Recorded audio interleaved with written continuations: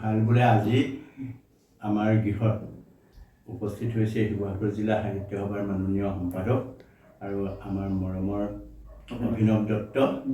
আৰু এটা কথা যে আজি কেইদিনমানৰ আগৰ পৰা যত্ন কৰি এইটি পঢ়া কক্ষ হিচাপে মই নিৰ্বাচন কৰিছোঁ আৰু মিস্ত্ৰীৰ যোগেদি এয়া কি কৰিছোঁ অলপমান যোগাৰ কৰি পঢ়া লিখা সম্পৰ্কে যি পাৰোঁ ইয়াতে কৰিম বুলি ভাবিছোঁ।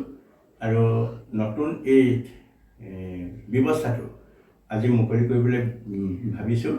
আৰু আমাৰ সৌভাগ্য যে শিৱসাগৰ জিলা সাহিত্য সভাৰ মাননীয় সম্পাদক শ্ৰীযুত মনোজ কুমাৰ গগৈ আৰু শিৱসাগৰ সাহিত্য সভাৰ অন্যতম এগৰাকী কৰ্মকৰ্তা আমাৰ মৰমৰ অভিনৱ দত্তও উপস্থিত আছে।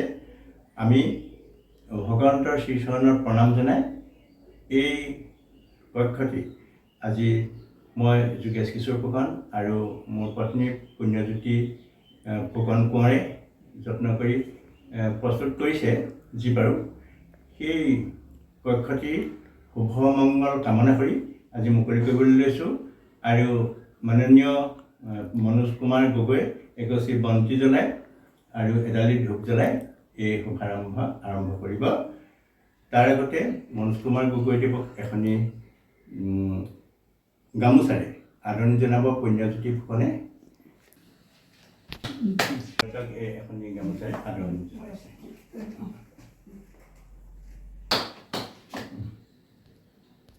নমস্কাৰ জনাইছোঁ। আজি অপ্ৰত্যাশিতভাৱে শিৱসাগৰ জিলা সাহিত্য সভাৰ সন্মানীয় সভাপতি কবি সাহিত্যিক যোগেশ কিশোৰ ফুকনদেৱৰ ঘৰত আছোঁ আমগুৰি বাসগৃহত। আৰু তেখেতৰ সহধৰ্মী অৱসৰী শিক্ষয়িত্ৰী শিৱসাগৰ জিলা সাহিত্য সভাৰ লেখক লেখিকা উপসন্মিলনৰ উপসমিতিৰ উপসভাপতি পুণ্যজ্যোতি ফুকন কোঁৱৰ বাইদেউ আছে। আজি আমি সভাপতি সম্পাদক হিচাপে বিশেষ কাৰণত আমি লগ হৈছিলোঁ আৰু অপ্ৰত্যাশিতভাৱে আগতে পোৱা হোৱা নাছিল, কিন্তু আজি শুভ কামটো আমাৰ যোগেশ কিশোৰ ফুকনদেৱৰ বাসগৃহতে এটা কোঠা মানে মুকলি কৰিব বিচাৰিছে আনুষ্ঠানিকভাৱে।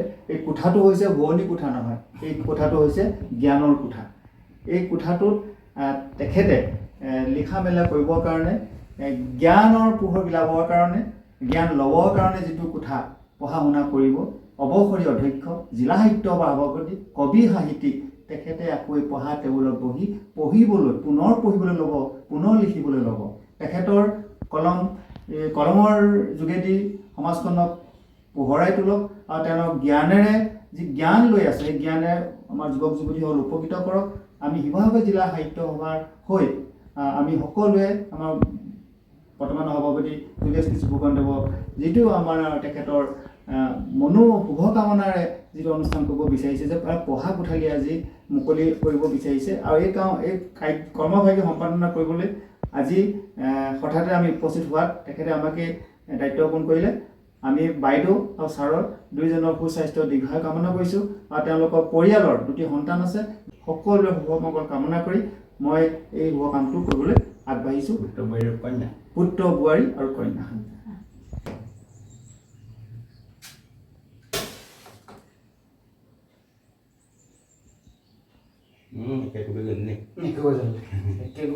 নচলে